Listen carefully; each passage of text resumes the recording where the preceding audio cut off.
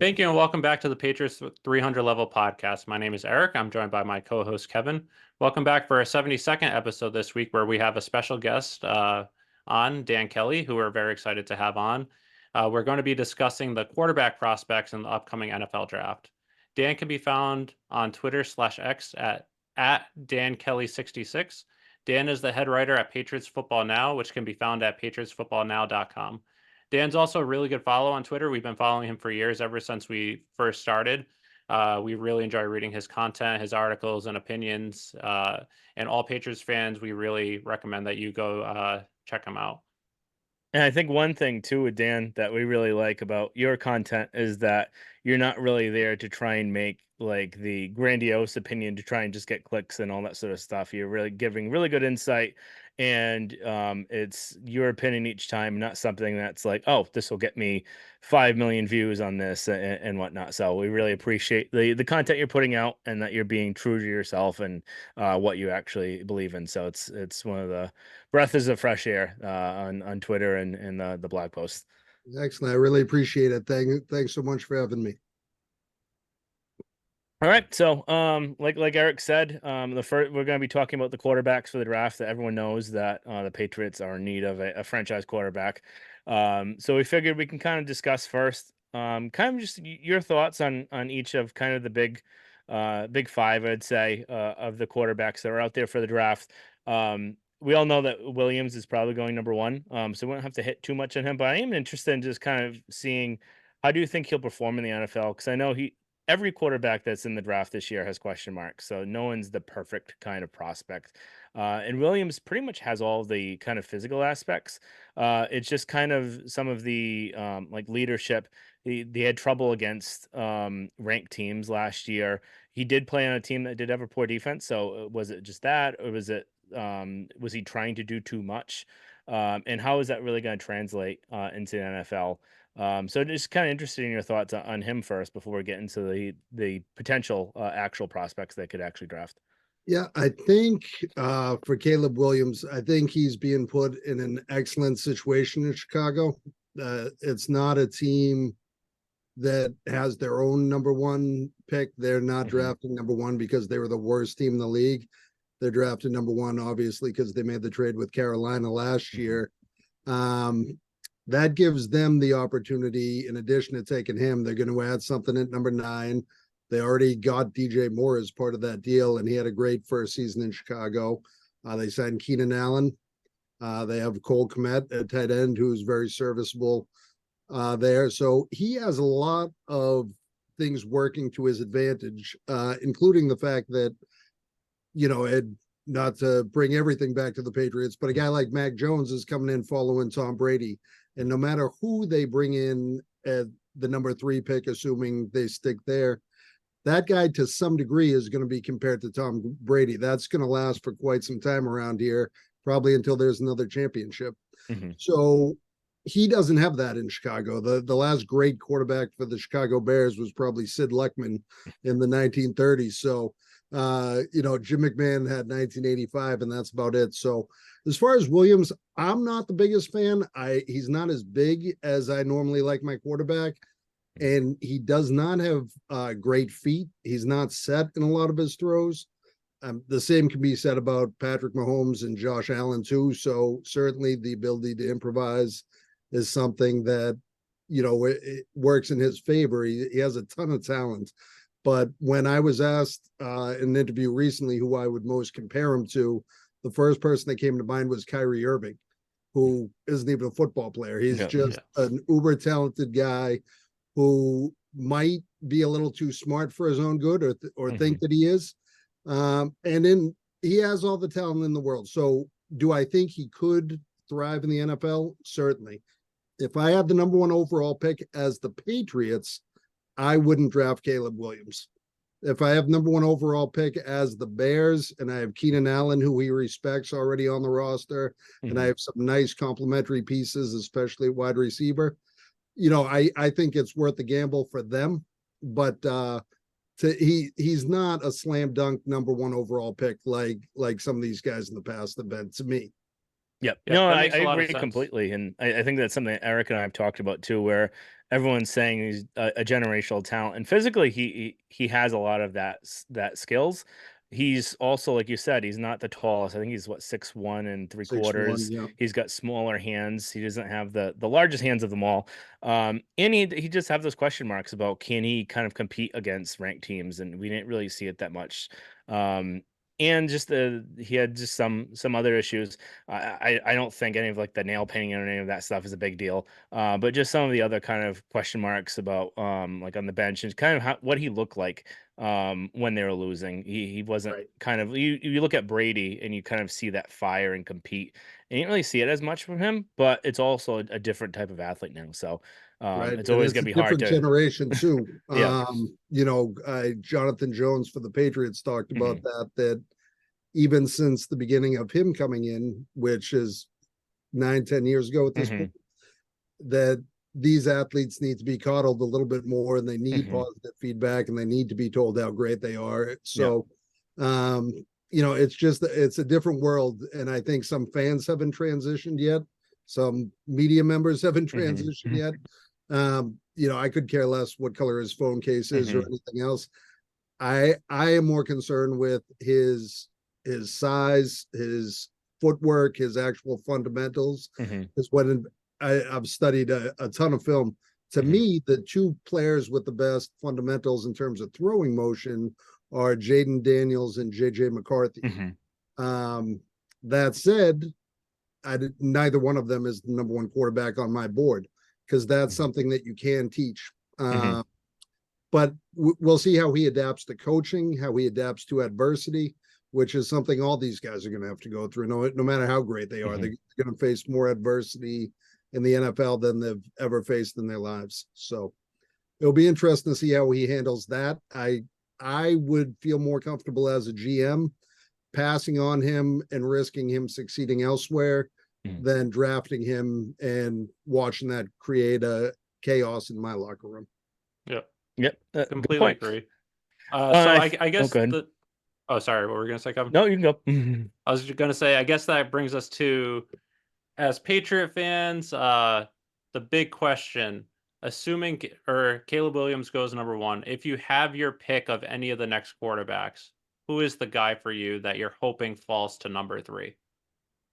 Even if Caleb Williams was available, Yep. if I had the number one pick as the New England Patriots, I would select Drake May.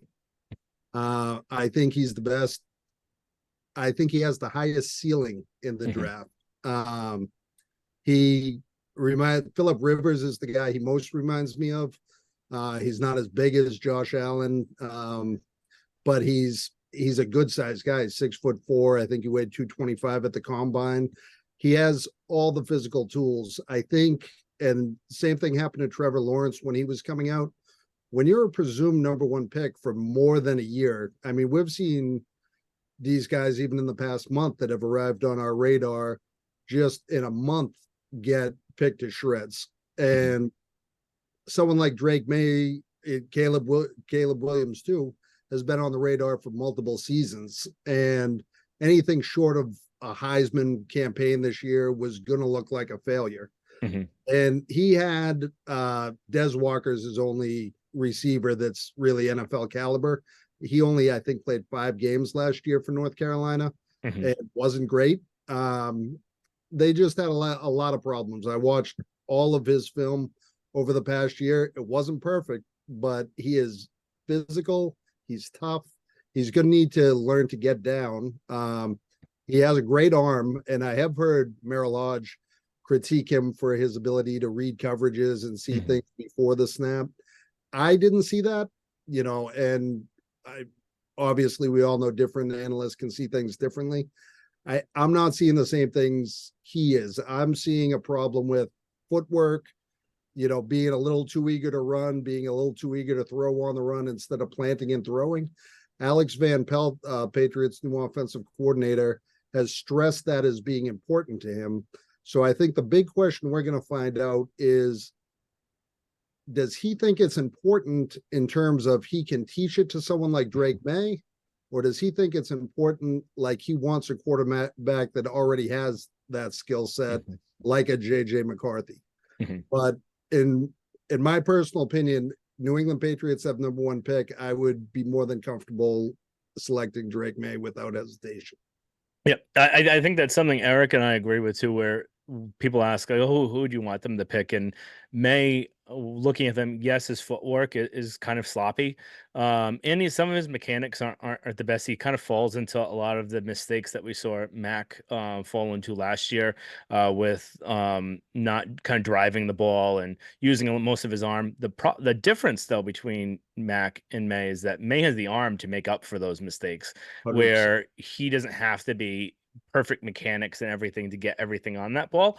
So that's something that, like you said, his ceiling is really high. He's big, he's got a cannon of an arm, and he's got the physical tools to do it. And the big questions that we've had is, how much do they think that they can teach? And does he need a year to sit? Is it something that they can do in an off season? But yeah, the film that I've watched on him, his arm just really impresses me. It's not something you can teach at all. You can get a little bit of arm strength in the NFL, but you pretty much have what you have. And Van Pelt had also mentioned before that he did think that footwork was something that was teachable. But the big question with him is, how much is he going to think is going to be teachable with him, and is it something that he can kind of mold and shape with and run with the offense? But I think I really kind of agree with your assessment there. I think as far as May is concerned, playing wise, if he Mhm. does fall to the Patriots at 3 and they do select him, I I think he'd be given the opportunity to battle for the starting job in Mhm. camp. I also think they'd be comfortable sitting him, Mhm. and I think they'd be comfortable putting him in later in the year. I mean, Mhm. as optimistic as any Patriots fans might be, this isn't going to be the championship season. Mhm. And that being the case, if the Patriots start off, 4-7, let's say, they Mhm. have 6 games left on the calendar. Maybe let May start the last 5-6 games of the season, see how he does, give him a taste of playing, or just sit him the whole year and Mhm. get the better draft pick. He seems like somebody that's comfortable with himself, Mhm. which I think is huge in this media market. One thing that I really stood out to me was working his offensive linemen into his NIL deals. Mhm. That's something I was not a big fan of the dynasty, as you might have seen. Yeah. Yep. One thing that was nice thinking about Tom Brady was he always hung out with linemen. Drew Bledsoe Mhm. always hung out with linemen. Those were their guys, and they became part of the team and one of the guys. And Mhm. that's a huge way to endear yourself to your teammates. And I think, not to pick on Mac Jones, but I don't think he necessarily did that in the same way, Mhm. where it's a potential star of the team that really makes himself one of the guys in a way that's relatable. I don't think Caleb Williams necessarily does that either. Mhm. But I do appreciate that out of May, and actually Daniels and McCarthy and the Mhm. other top guys as well. Yep. And I think the other thing too, watching a lot of the film on May, is that you just see he's dealt with a lot of adversity at North Carolina, just because his offensive line wasn't the greatest. Like you said, he doesn't really have any kind of weapons to throw to, and he's under constant pressure. So at least that he can handle it in college, and he hasn't been kind of broken there. So it's at least kind of a stepping stone where, hey, we know we can maybe get a little bit better kind of protection for you, and see kind of what you could do at the NFL here. So he's had a fight through a lot of adversity already there. So at least you kind of know he's kind of battle tested. Yep, couldn't agree more. All right. Yep. And then I think one thing that I agree with and Kevin agrees with too, at least with May, and I think a lot of the quarterbacks this draft too, is at least I think giving them an opportunity to battle for that starting position. But I would prefer them to pretty much sit the whole year, focus on their fundamentals, learn how to read the defenses at the NFL level, go into the year with Jacoby Brissett, where, as you said, the way that they've went about this offseason, I actually like it, but they're not really going to be in position to compete this year. So don't throw him to the wolves like the Jets have done, where he's not ready. If he's ready, like CJ Stroud is, that's one thing. But if he's not, don't throw them to the wolves and then have him just sit most of the year, if you think all the year, and then have him come in year 2 ready to go. Yep, and I think a guy like CJ Stroud also, has the benefit of one of the best left tackles in football. Yep, exactly. He has, he had good receivers last year. Mhm.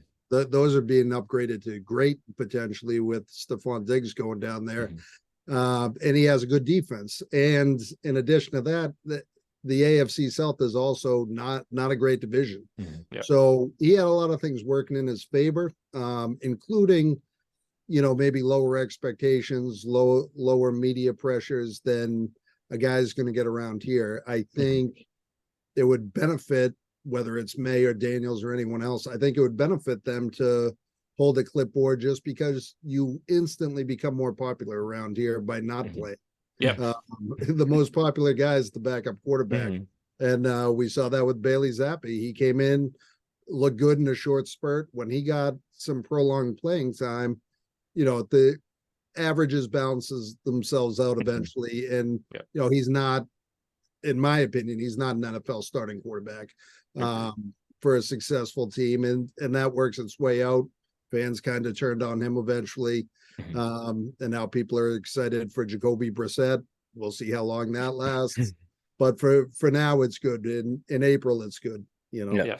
And I think one thing too, though, that does worry me, I don't know if you have the same sentiment or not, but even if the front office's plan is to have the rookies start all year, I'm still, based on how this whole offseason has gone, I'm worried about internal pressure from the ownership group of, especially if they start off 1-3, 4-6, to start the rookie earlier than they're ready for.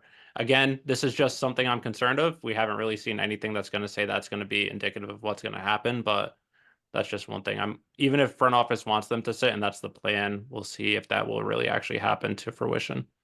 I think the Kraft family is the great unknown in all of this. I think you hit a good point there. Bob Kraft has said, as a fan, he would like the team to draft a quarterback, and as a fan, he looks forward to having a new face of the franchise type player.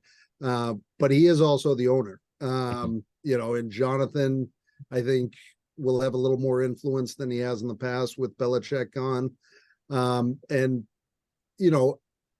the public doesn't really know how Jonathan Kraft operates. So they're saying he's staying away from the football side of things. We'll see how long that lasts. They've also indicated they might interview for a GM. And I assume Elliott Wolf would at least get an interview for that. I assume he'd get the job.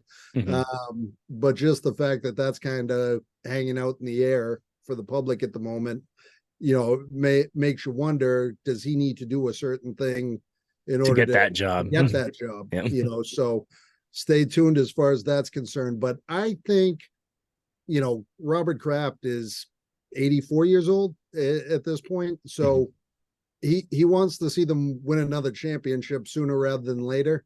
I think his main concern, and we've seen it with the Boston Red Sox around here, is a lack of fan enthusiasm. And last year's team lacked enthusiasm. Probably the two most exciting players on the team were Christian Gonzalez and Matthew Judon. They were both lost in week 4 for the season. Kendrick Bourne was exciting at times. He was lost for the season. So it really left you with guys like Christian Barmore, Jelani Tabai to pick up the slack.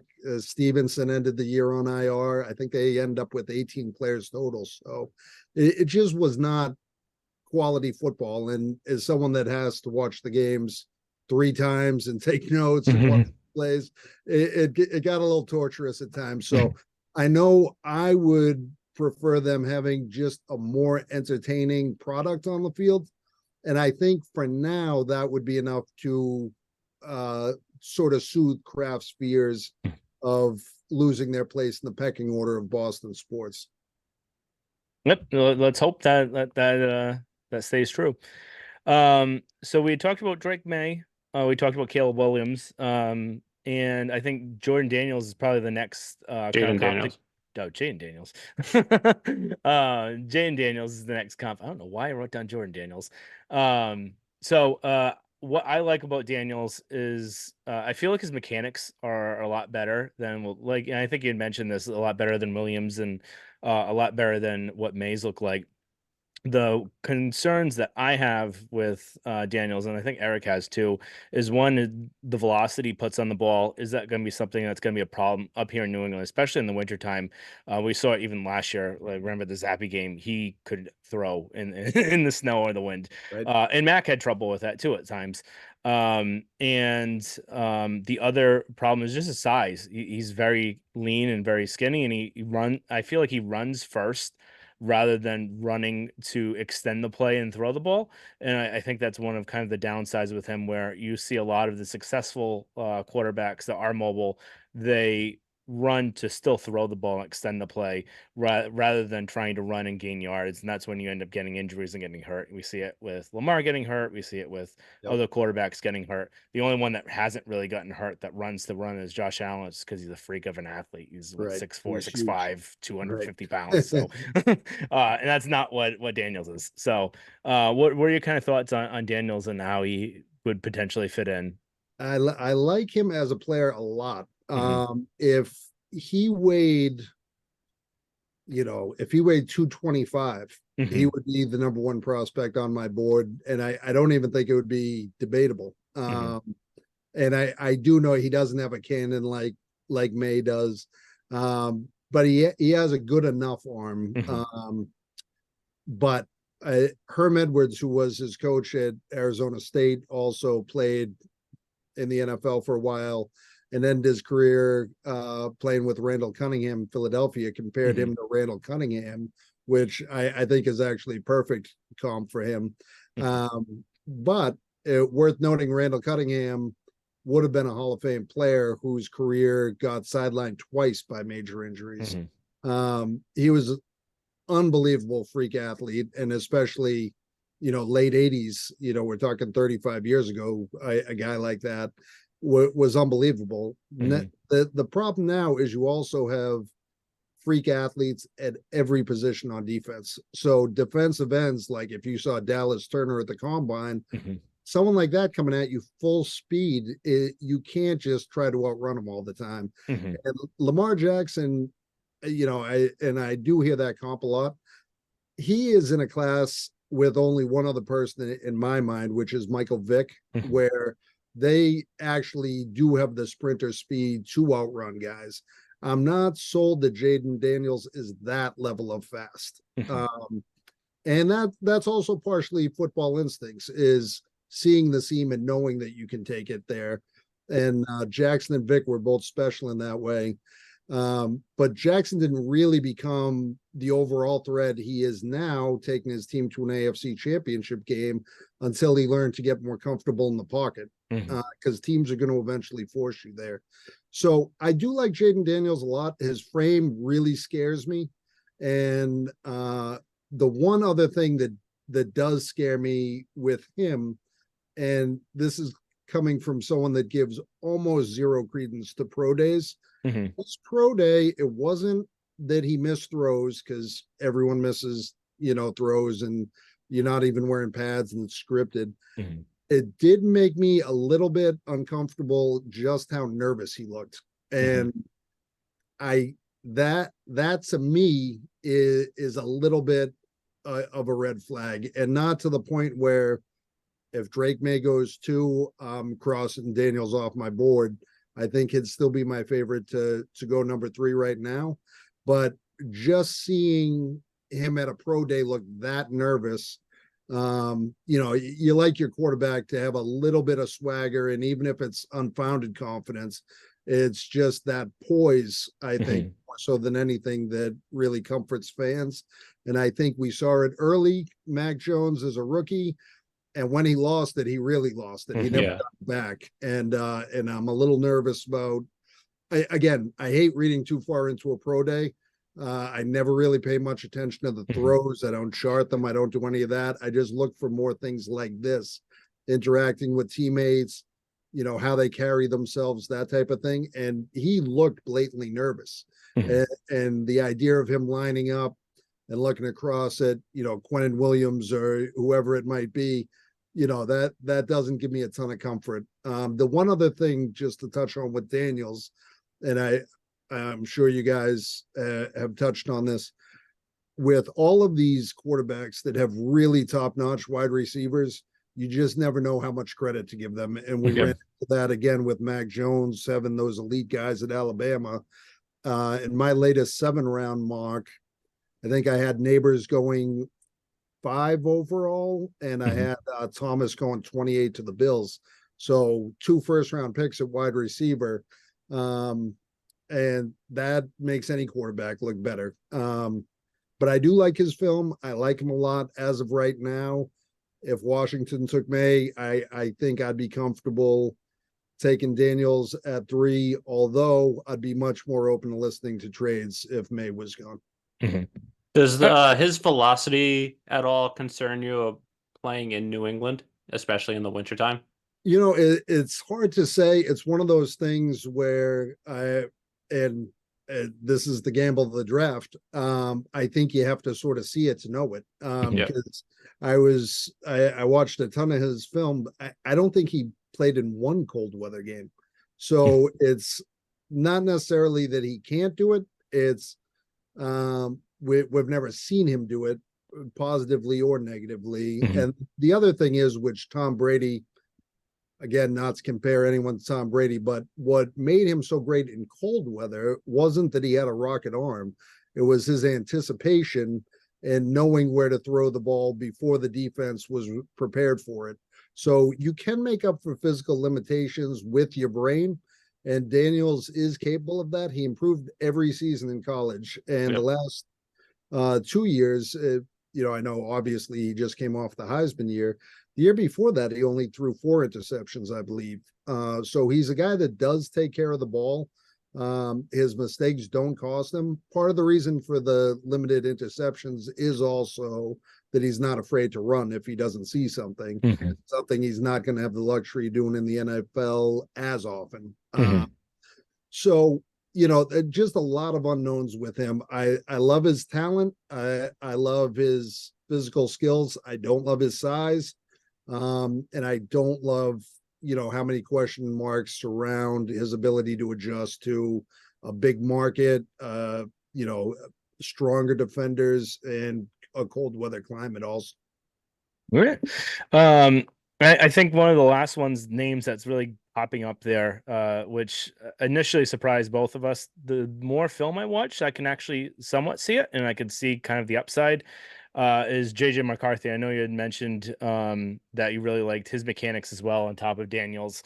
I still feel like he'd be at best like a top, probably a 10 to 15 quarterback, and he'd be one of those game managers. And I don't know how much he can elevate a team, but it's also probably because of just the unknown, because we haven't really seen him do it, because he's had that run game at Michigan, and he hasn't had to actually do a lot. But he's also a winner, and I know that's not something you can really kind of quantify or anything like that, but they have been really successful with him. And again, a lot of it is the overall team.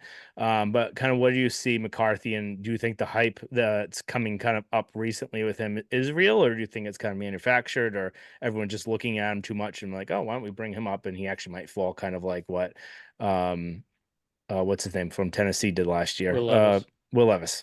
Yeah. So to me, I think McCarthy, and this is going back, a couple of months when, I would just post, not seriously taking them, but just go through the mock drafts on, Pro Football Focus or something like that. I took at one point Marvin Harrison at 3 overall and took McCarthy in the second round, and people were like, you got to be kidding me. I wouldn't waste the second round pick on him. And so the next week, because I saw where he was rated, and once you do a couple of those things, you know how to beat the system with mock drafts. So then I took McCarthy in the 3rd round, and people still hated it. And then in one I posted, he was still around the 4th round, and I took him and posted it, and people still hated it. So to me, all along, to me, he's a tweener guy. So, and I've had a lot of quarterbacks ranked in this level. I do it basically by tiers of, you're a concrete first round pick, or you're a tweener guy, which means you're probably a second round pick, but because quarterback is such an important position, I would feel comfortable reaching in the right spot. Mhm.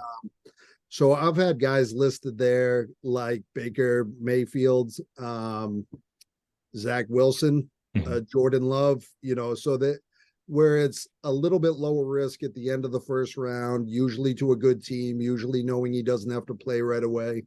What makes McCarthy so appealing is the fact that he's so young. He wins all the time. Mhm. He has a great physique in terms of his size and stature, but he doesn't play like someone of that size. Mhm. He doesn't have Drake May's arm, for example. If he did, he'd be the number one pick in the draft because he looks like someone that started having a private quarterback coach when he was probably 5 years old. Mhm. And he does everything perfectly. Like you touched on, we have not a great idea as to what he can do because he didn't need to do anything. He Mhm. just needed to hand it off. What a lot of people pointed to, and this does have some merit, I think others maybe put more stock into it than I did, is when they beat Penn State, he only threw 6 times all game. And I might be off in that number by 1 or 2, but people were saying they were basically daring him to pass. Mhm. Michigan still won the game.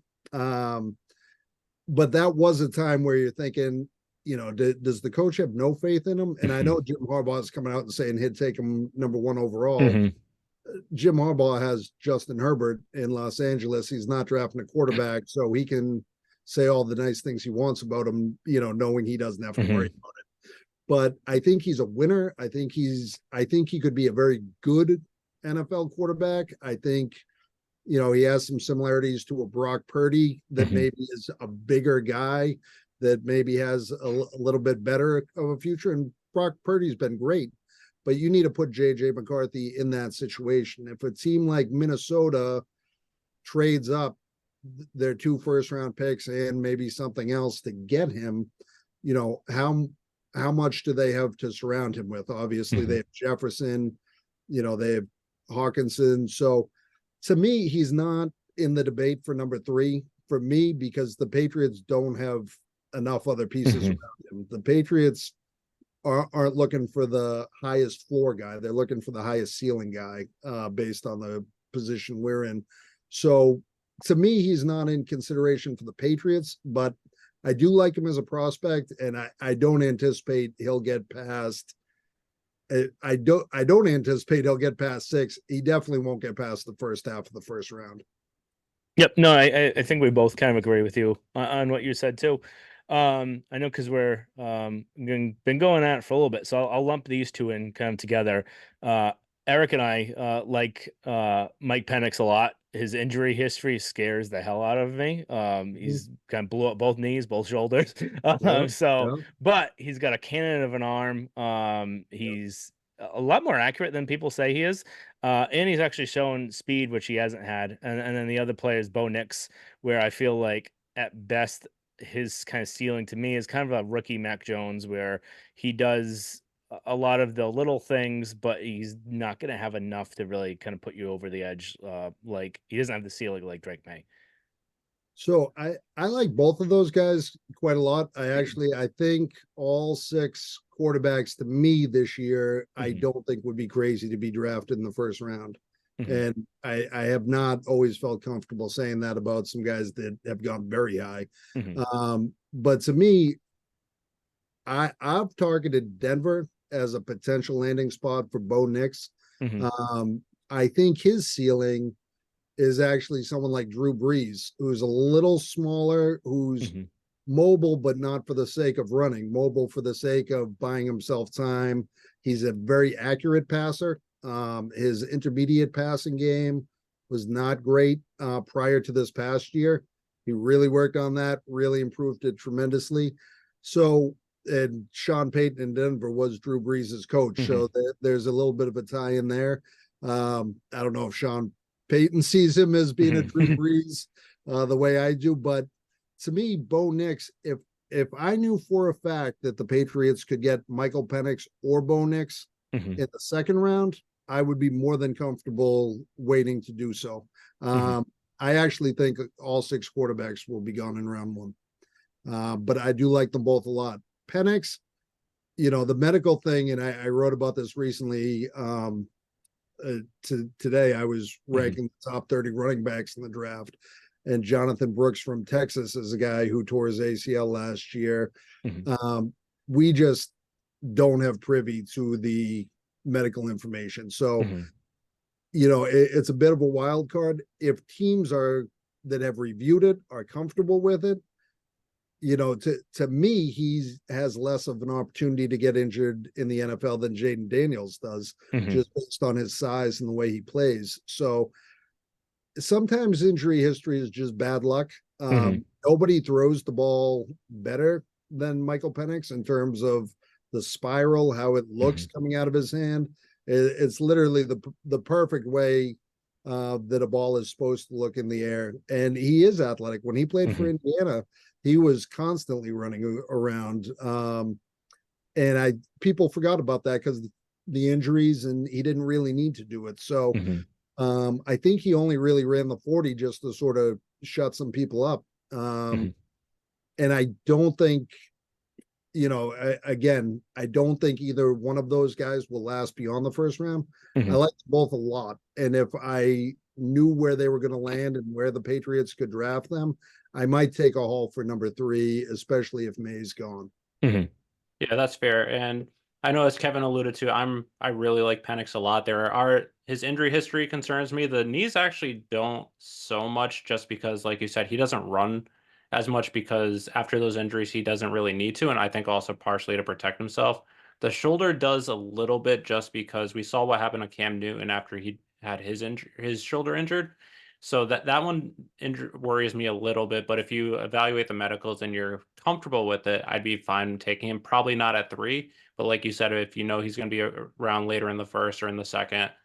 I also like his intangibles a lot, and he has a great deep ball, but he's another one, sort of like Jaden Daniels, where he had elite wide receivers. How much is that affecting him?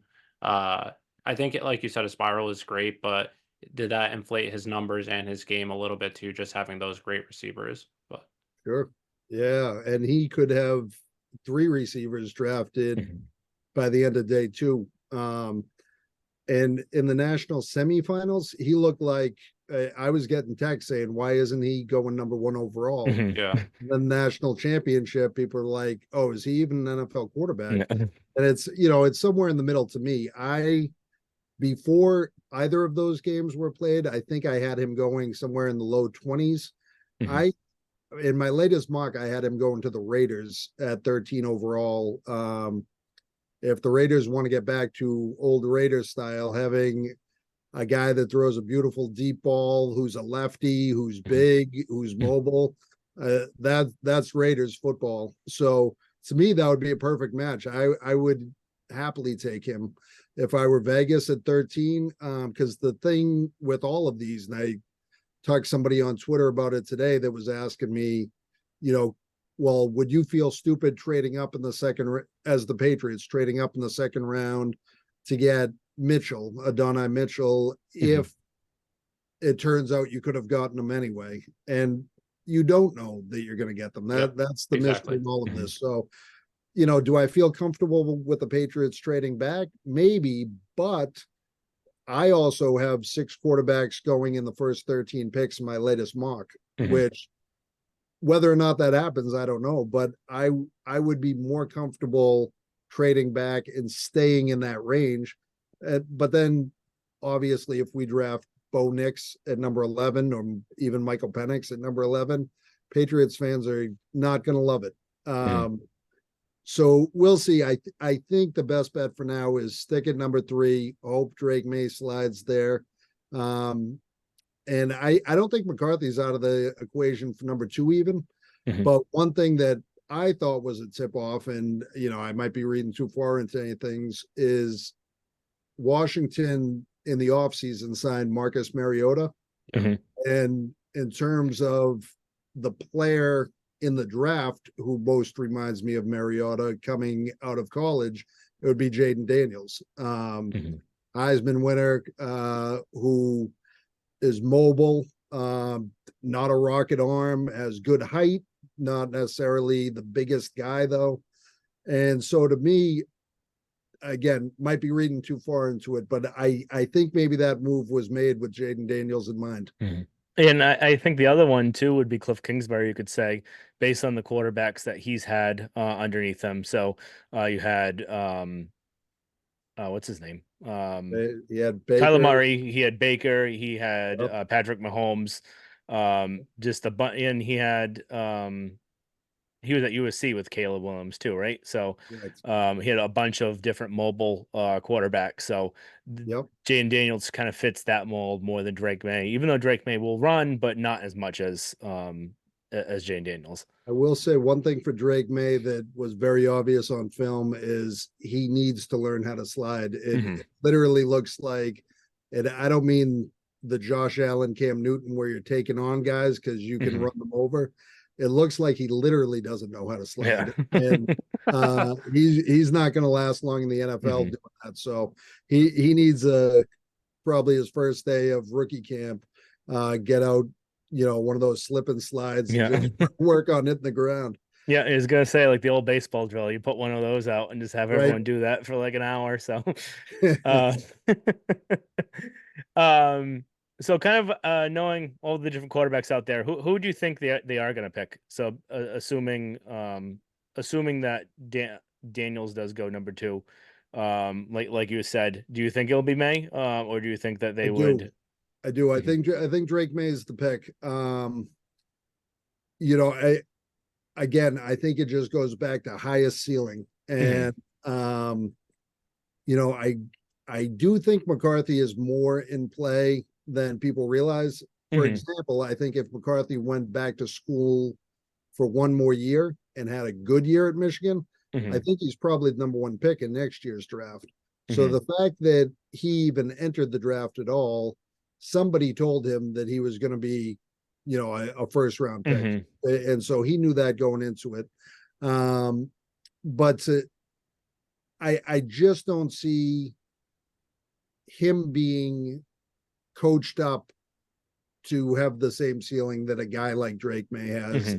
Again, to me, it all comes back to ceiling with the Patriots at the moment because they need someone that's going to at least have the ability to carry this franchise.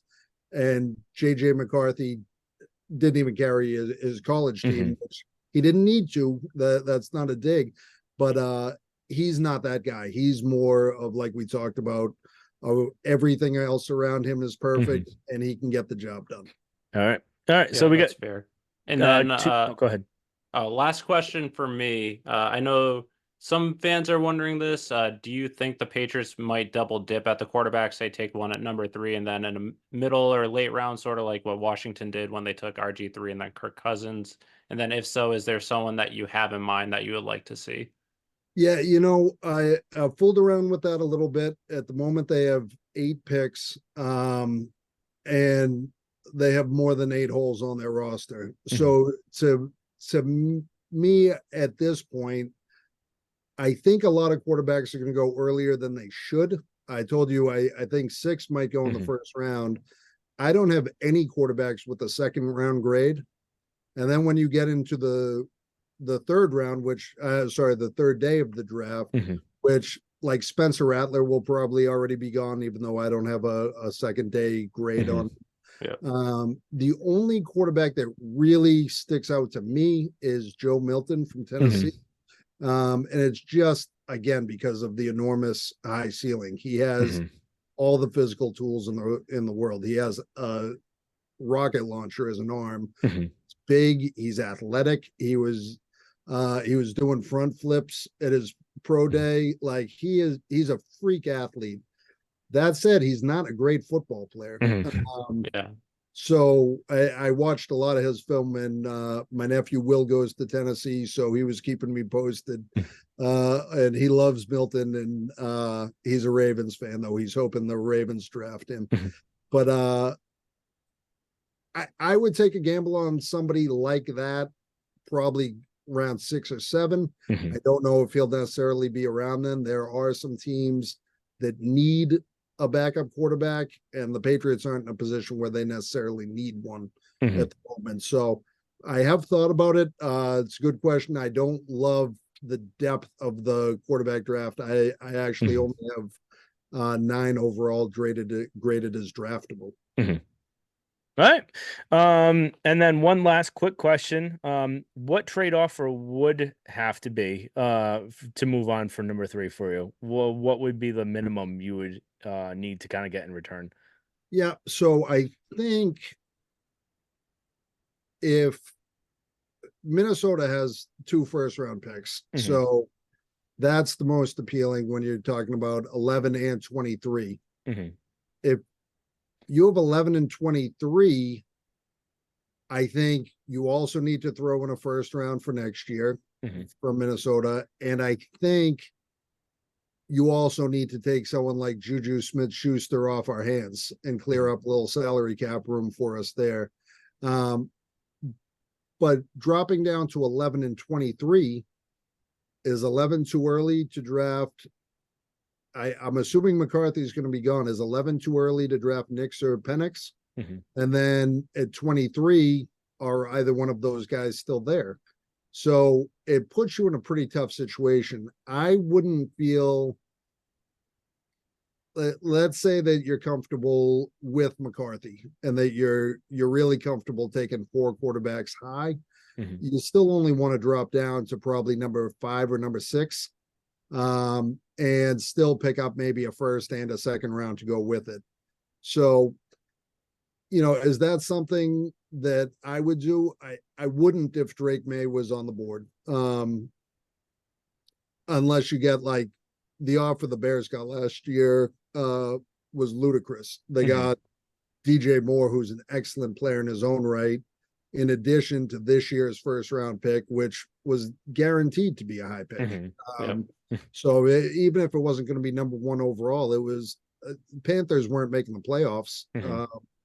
So I at the time I had no idea why they made that deal, and I continue to have no idea why they made that deal. But so if we got an offer like that, sure, I'm all for it. And maybe even the offer would be, the Bears trying to come back up from 9, Mhm.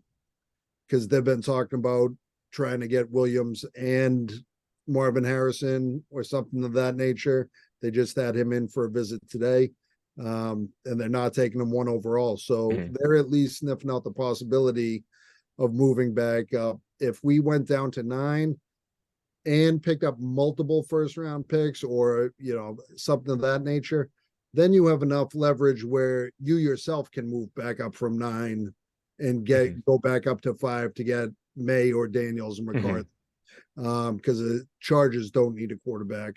So they might be more willing to come down. So you end up with a net positive and you still get one of the top quarterbacks. But I don't love it. I think, we have too much time on our hands, Mhm. and that includes me, to analyze all of this stuff. I think if Drake May is there, you're right in the pick and Mhm. you welcome him to New England. Yep. Yeah, I think both Eric and I agree where it would have to be an insane kind of haul that you'd be getting and something that's not realistic probably. Right. Unless someone's completely in love with someone and they think that they're going to be the next franchise player for them. But then if they're thinking that, why aren't you thinking that too? So, Right. if you think he's the guy, there's really no one that you can really get to really kind of change my mind there. So, Right. The only scenario that works out is if they only love Drake May or Mhm. Daniels or whoever, and that guy goes too, and Yeah. you don't really care who you get out of the other guys, you just want Mhm. one of them. Yeah. Yep. Or you just say, you know what, let's grab our quarterback next year. Mhm.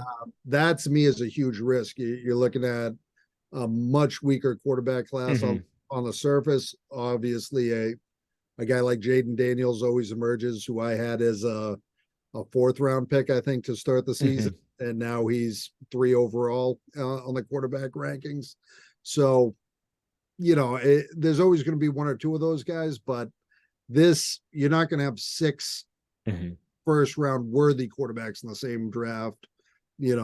for a long time, there's no guarantee that whoever we trade with is going to get a number one pick, or that we're going to be bad enough to get. Our defense should be good enough to win 6 games, and that's going to put you around pick 7 or 8.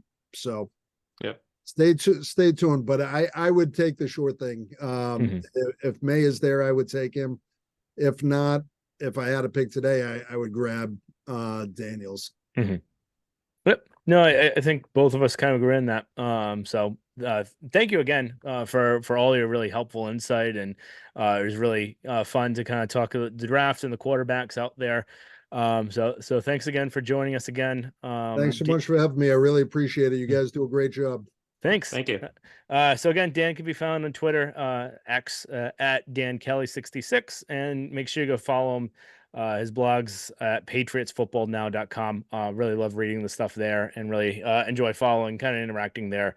And glad that Dan has the same takes we have on the dynasty that so many else do. So, so glad to see that. So, thanks again, and make sure you subscribe, rate, and review our podcast, and follow us on Instagram and Twitter at pats300levelpod.com. And thank you again, guys, and talk to you next week.